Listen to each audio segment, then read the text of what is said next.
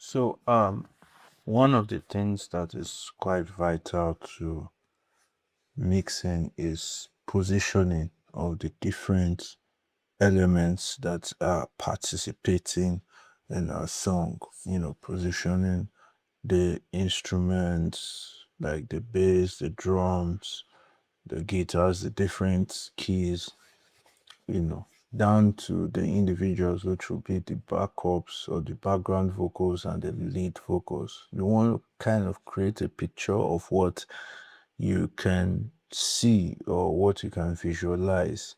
All right. Also, to the listener, you want to also give a 3D kind of experience. So, the first thing I like to handle is the positioning of my elements, and I just want to show you something that I do for positioning, but I'm just going to show you in the context of the background vocals. Now, um, for background vocals, we all know that the background vocals take the position for um, kind of they take a behind the lead singer positioning. One of the plugins that I use to achieve that and also to create a wide spread of the background vocals is this plugin, the NVIR Pro 2. Okay, it has the position and it has the spatial dynamics, which is like the reverb and the reflections. But I usually use it to start off on my chain. I also use this plugin for um my drums. Okay, each element of my drums. Now I'm talking about my kick, my snare. It just changes the dynamics. Probably in another video, I'm going to show us how I use that and how I make things more appropriate. But this video, I'm going to show you how I do it with the background vocals. Now, listen to the background vocals without this plugin on, bypassed.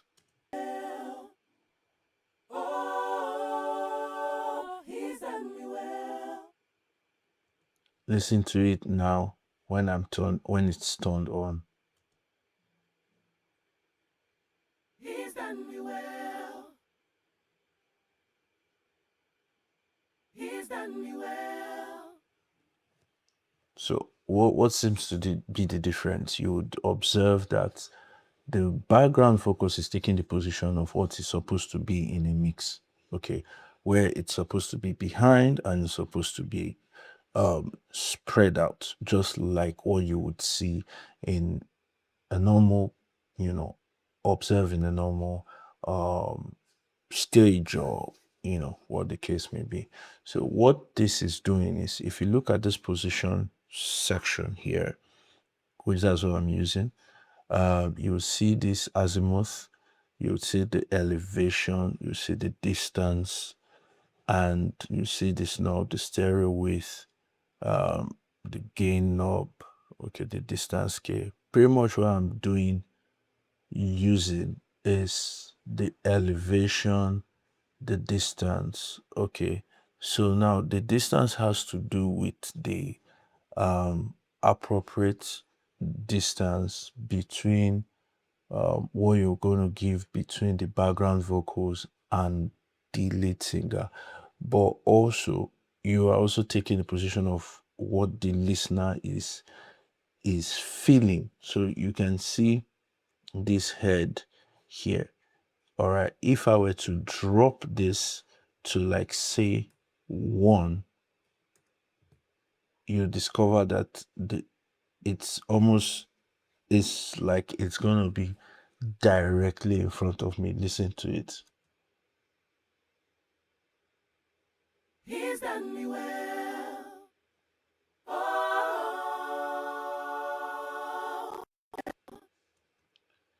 So that's just the background vocals actually centered. It's almost like I'm saying it's centered, like it's in the center. Okay, but background vocals are not supposed to be in the center, and that's where it's supposed to be pushed back.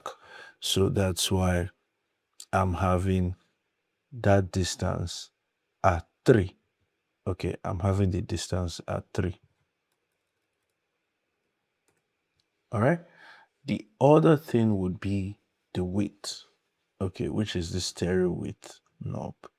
All right. So if I'm reducing the stereo width knob, you discover that you'd see everything is coming down to 0. Everything is more centralized. But when I'm bringing it up, the more you push it, the more you're having more weight to it. Okay. So in this case, I think I'm okay with the feel of 110. You know, I'm having the scent, I'm having it, spread out. Oh, he's done me well. He's done me well.